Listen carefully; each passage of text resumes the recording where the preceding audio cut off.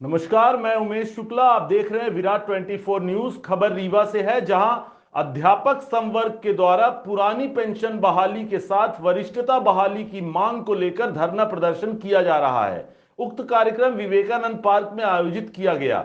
अपनी मांगों को लेकर अध्यापक संवर्ग के पदाधिकारियों ने बताया कि वरिष्ठता बहाली के लिए वह एकत्र हुए हैं और उनकी मांग है कि 1998 से जो शिक्षकों की नियुक्तियां हुई उन्हें 2003 तक अध्यापक संवर्ग में संविलियन किया गया, तो उनकी नियुक्तियां नवीन कर दी गई, जिसके चलते वरिष्ठता कम हो जाती है और वह पेंशन की पात्रता से वंचित हो जाती हैं, क्योंकि उनकी समय अवधि पूरी नहीं हो पाती। बार बार उनकी नियुक्ति का नवीनीकरण कर दिया जाता है। आइए आपको सुनाते हैं अध्यापक संवर्ग के लोगों की क्या मांगे हैं और उन्होंने क्या बताया है।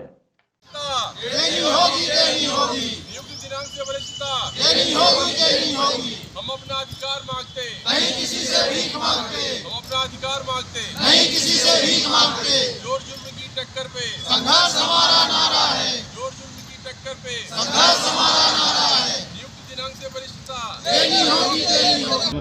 आज आप लोग यहाँ बैठक की है और क्या क्या मांगे, किस चीज़ के लिए आप लोग यहाँ पर? आज हमारा अध्यापक संवर्ग का पूरा अमला, हमारे जितने भी हमारे शिक्षक साथी हैं, वे सभी यहाँ वरिष्ठता बहाली के मंच के बैनर तले यहाँ पर एकत्रित हुए हैं। और हमारी मांग यह है कि 1998 से अनवरत जो हमारी नियुक्तियाँ हुई वो 2003 तक के सारे लोगों को एक अध्यापक संवर्ग 1 अप्रैल 2007 में जब संविलियन किया तो सभी की वरिष्ठता समाप्त कर दी।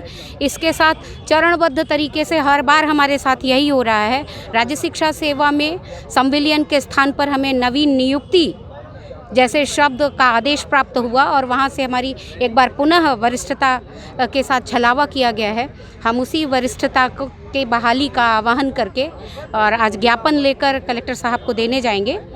और हमारा सबसे बड़ा एक महत्वपूर्ण मुद्दा वरिष्ठता बहाल करवाने का यह है कि हमें पुरानी पेंशन से वंचित किया जा रहा है, क्योंकि उसके लिए न्यूनतम जो सेवा का समय है वो समयावधि हमारी नहीं होती। बार बार हमारी जो नियुक्ति शब्द से हमारी जो सेवा है उसको बार बार नवीनीकरण कर दिया जाता है। इस कारण हम उसके लिए अपात्र हो जाते हैं और नवीन पेंशन की स्थिति तो आप सभी अवगत हैं।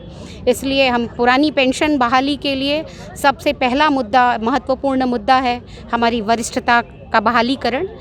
बस इसी के लिए हम सभी यहाँ एकत्रित हुए हैं। अभी ज्ञापन लेकर हम कलेक्टर साहब के पास जाएंगे और ज्ञापन सौंपेंगे। बार बार अनवरत तरीके से समय समय पर जितने भी ज्ञापन दिए गए उसमें ये एक महत्वपूर्ण मुद्दा रहा है कि नियुक्ति शब्द को हटाया जाए और आदेश में नियुक्ति के स्थान पर संविलियन शब्द का उपयोग किया जाए।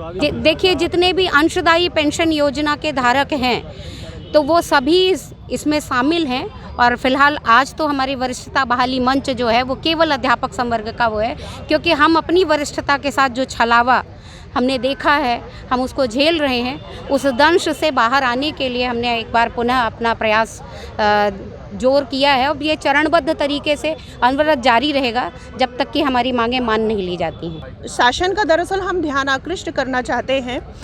शासन अब पदोन्नति के लिए कवायद शासन ने शुरू कर दी। सारे सीआर अब जाने लगे वरिष्ठ कार्यालय। वहाँ हमारी जो गणना हो रही है सेवा अवधि की, वो गणना की जा रही है 98 से। लेकिन शासन ने दोहरा मापदंड अपनाते हुए हमें पेंशन से वंचित किया। IFFS पोर्टल में हमारी नियुक्ति दिनांक दर्ज है 1/7/2018 और हमारी वास्तव में वरिष्ठता शासन कब से ले रहा है? 1998 से। तो ये शासन स्वयं ही दोहरा मापदंड अपना रहा है। उसे खुद ही नहीं पता कि हमें वास्तव में करना क्या है।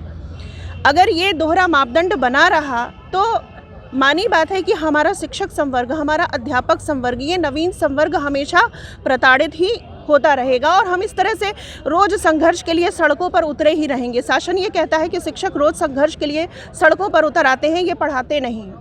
लेकिन अगर हम रोज इस तरह से प्रताड़ित होंगे मानसिक रूप से, तो बताइए हम अपने अधिकारों के लिए, अपने सम्मान के लिए यदि नहीं लड़ेंगे तो कैसे काम होगा। शासन ये दोहरा मापदंड अपनाना बंद करे। अगर वो हमारी गणना वरिष्ठता की 1/8/98 से कर रहा है तो पेंशन के लिए भी वाजिब तौर पर करे।